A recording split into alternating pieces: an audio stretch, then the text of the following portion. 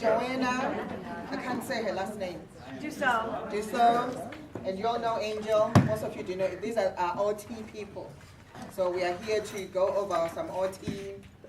It's like a little mini OT Little mini OT session, so that we, when we have kids that are on RTI and they need OT, RTI, we have some ideas. When she says do this and do that, we know what she's talking about. Because half the time we really don't. So, ladies. So I'm gonna talk a lot. I want you just to try to absorb. You don't need to write anything down because it's all written down, and I'll get it to you. So just try to get the concept, and then I will get you the written part after for your own leisure to read. But the first thing when I walk into a classroom with a kid is I will make sure that they're sitting in it's called a 90-90-90, meaning their feet are on the floor. So if you got kids, they're like this, their feet are swinging, their desks are this high. Well, that's probably why their fine motor skills aren't that great, because they're not grounded. So we want to definitely get them in a position where their feet are on the floor. That's the first thing I look at. And then I'm finding out that a lot of teachers don't understand what the midline of the body is. Does anybody here understand about crossing the midline? Yes. There's just, if you drew a line down the middle of your body, there's a lot of kids that if you ask them to draw a line, they'll do this and then switch. So if you see kids do that, especially like in kindergarten, you typically catch it around kindergarten, that they're not crossing, like they can't do this. So if you see that, that's when you email me, you grab Angel. We need to fix that first. There's something else going on, it's not handwriting. And then the other thing is scissors. A lot of the times when I mean drop and pick up the scissors, it just means literally drop them on the floor or the table in different positions and let them learn how to pick up the scissors in the thumb up position. So like this. So we cut like this. Our thumbs are never down. And then if you got the ones that have the little chicken arms out, you can put a file folder under their arm and they have to hold it. And then we cut. So we cut with our thumbs up. You also could put a sticker.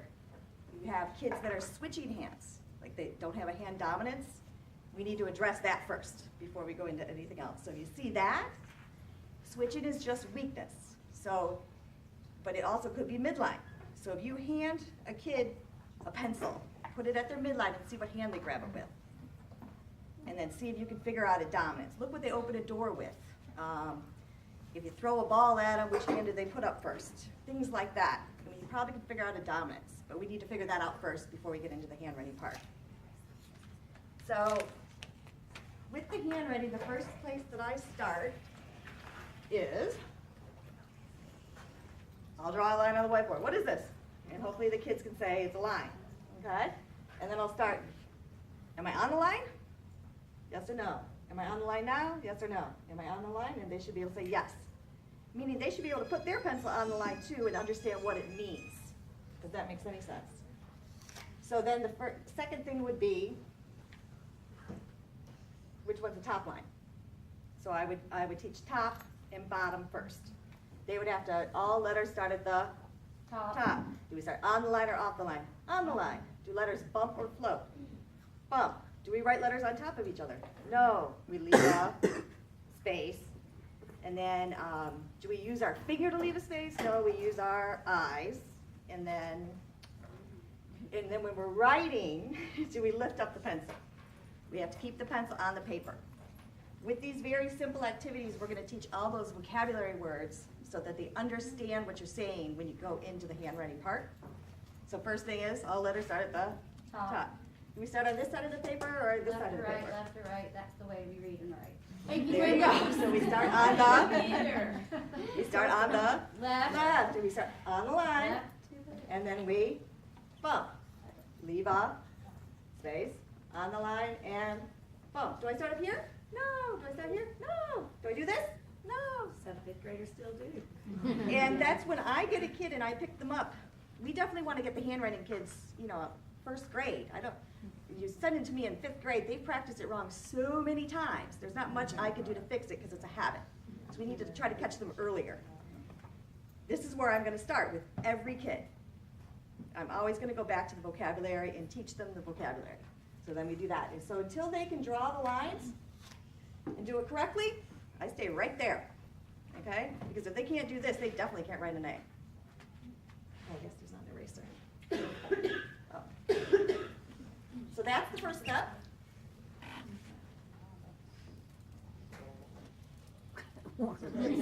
Don't mind. No, we're Okay. just, it's just the way. I'm sure you guys can figure it out. Does that in my room. Oh, geez, then I did it wrong. Start. We just don't do. We're gonna draw a line here and here. So now we're gonna go Left to right. left to right. And we start at the top or the bottom? Top. Top. We start on the line or off line? On the line. On the line and we bump. On the line and we bump. So until they can do that, we stay right here. This is where you're looking for the kids. This is a screener that I do. If you get a kid and you have the paper in front of them and they do one of these, call me. There's something else going on. So that's what the midline is. And if you do it on bigger paper, like construction paper, they literally have to cross their midline to draw the lines. So it's a very good screener. I have a question. Yes. Now, when you draw the line, you want them, you actually draw the line on the paper. You don't leave the borders of the paper open, correct? Like I'm that. gonna send you, Yes, this is I gonna just be on want the drive. everybody else to know, because I It's have gonna be on the meetings. drive. We're gonna get everything up on the drive. This is called on the line and bump. You start out with a thicker line and you start at the top. And then the next would be a regular size line and you go left to right. Okay? Oops.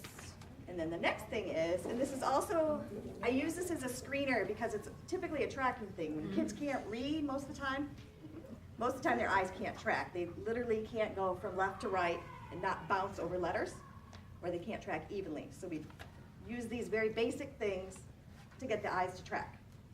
So this would be after on the line and bump, you would go to this. Do we start at the top of the paper or the bottom? Top. Do we start on the left? Left. You know, so we start here. And you would have to go left to right. And I'm making them say the words. Left to right, so they can't go the other way.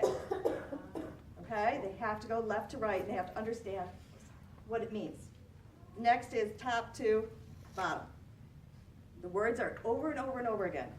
It's really repetitive. I use it with an autistic population, so it's repetitive. And then this would be top to bottom, left to right. Top to bottom, left to right. And then slide. Does that make sense? So if they can't do this ditto without you pointing and speaking, and they should be able to do this by themselves and be able to track 5 lines. Does that make sense? From there, it's this. So where, with the thing with the, when we're writing our letters, are we allowed to lift up our pencil? No, we keep the pencil on the paper. This is going to explain what this means. We start with a circle, we start on this side, and we don't draw dots across. They have to learn to bounce their eyes back and forth. We start here, so what letter is this? C turns into a, so magic letter C turns into a O, okay? So they can't go around the other direction, because it's going to go into the handwriting program. And then, so you would do that. And then with the square, you have to go all the way around. You can't lift up. Does that make sense? Mm-hmm. And then the same thing with the triangle. So you teach the no lifting here before you get into it with the handwriting. Then,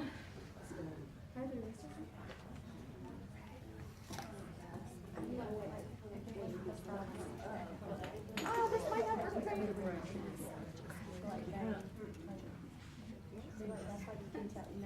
Okay, you guys are going to have to forgive me because this won't erase very well. After they can do all these things, then we move on. But if they are stuck developmentally somewhere at the diagonal or something there, that's when you email, you're like, we stayed on this X, they haven't done it. Can you come in and have you take a peek? One of us will show up.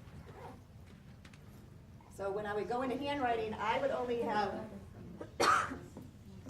2 lines.